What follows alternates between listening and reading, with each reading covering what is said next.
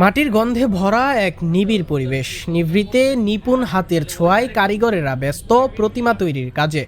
বাঁশ, খড়, মাটি আর রঙের সংমিশ্রণে ধীরে ধীরে রূপ নিচ্ছে দেবী দুর্গা ও তার সঙ্গীরা। প্রতিটি আঁচড়ে ফুটে উঠেছে সৃজনশীলতার ছাপ, প্রতিটি তুলির আঁচড়ে লুকিয়ে আছে ভক্তির ছোঁয়া। কারিগর লইয়া, কর্মচারী লইয়া আমি নিজেই কাজ করি। এইখান থেকে বিভিন্ন জায়গায় আমার মাল সাপ্লাই যায় এবং তাদের আমি কাজ করাইতেছি এবং বিভিন্ন জায়গায় আমি দিতেছি, ঢাকাতে, মিরপুরে এবং উত্তরাতে। এখান থেকে আমার মূর্তি সাপ্লাই হয়ে যায়। দিন রাত এক করে শিল্পীরা কাজ চালিয়ে যাচ্ছেন সময় মতো প্রতিমা মণ্ডপে পৌঁছে দিতে।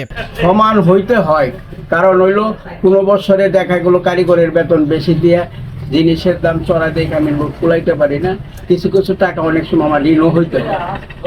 শিল্পীদের মুখে ক্লান্তি থাকলেও চোখে মুখে আনন্দ আর তৃপ্তির ঝিলিক, কারণ এই প্রতিমাই হবে পুজো মণ্ডপের প্রাণ, হবে ভক্তদের উপাসনার কেন্দ্রবিন্দু। এ যেন শুধু শিল্প নয়, এক ঐতিহ্যের ধারাবাহিকতা, ভক্তি আর আবেগের মিলন মেলা। নিভৃতে নিপুণ হাতের ছোঁয়ায় যেই প্রতিমা আজ রূপ নিচ্ছে, কয়েকদিন পরই সেটি আলোকিত করবে সারা পুজো মণ্ডপ। শিল্পীরা শ্রম আর বিশ্বাসের মেলবন্ধনই বাঙালির শারদীয় উৎসবকে করে তোলে প্রাণবন্ত ও বর্ণময়।